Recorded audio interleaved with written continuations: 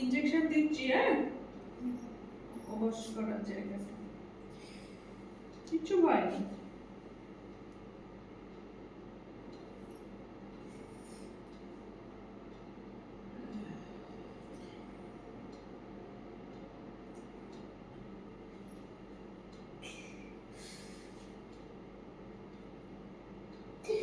ব্যাস হয়ে গেছে, প্রায় হয়ে গেছে।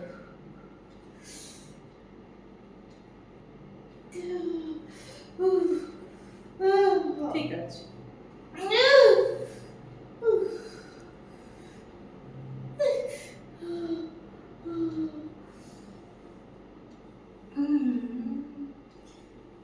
ঠিক আছে নিভা রানী, আর ব্যথা আছে? ঠিক আছে।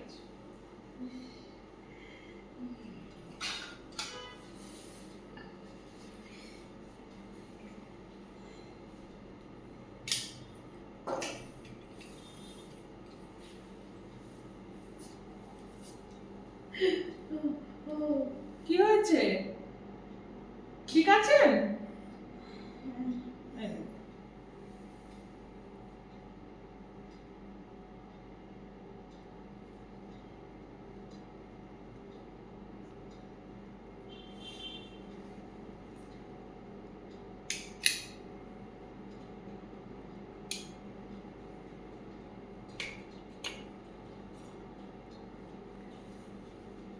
হ্যালো,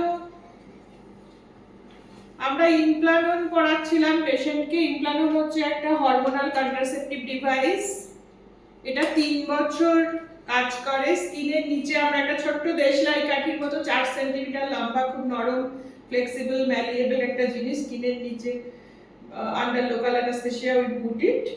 অ্যান্ড যখন খুলবেন 3 বছর পরে এটা আবার গাইনোকোলজিস্টের কাছে এসেই খুলতে হবে। কোনো অসুবিধা হয় না। আমরা নন ডমিন্যান্ট হ্যান্ডে এটা দিই, সাধারণত লেফট হ্যান্ডে, এবং কোনো কাজকর্মে কোনো অসুবিধা হয় না, কোনো ব্যথা ট্যাথা কিচ্ছু করবে না। যদি আপনি ফিঙ্গার দিয়ে এরকম করে রোল করেন তাহলে বুঝতে পারবেন যে একটা কাঠির মতো জিনিস ভেতরে আছে, কোনো অসুবিধা হবে না। আর 5টা হরমোনাল কন্ট্রাসেপটিভের মতোই এটা একই মেকানিজমে কাজ করে। সাইড এফেক্ট কিছু নেই বললেই প্রায় চলে। সামান্য একটুখানি মেনস্ট্রুয়াল ইরেগুলারিটিস হতে পারে।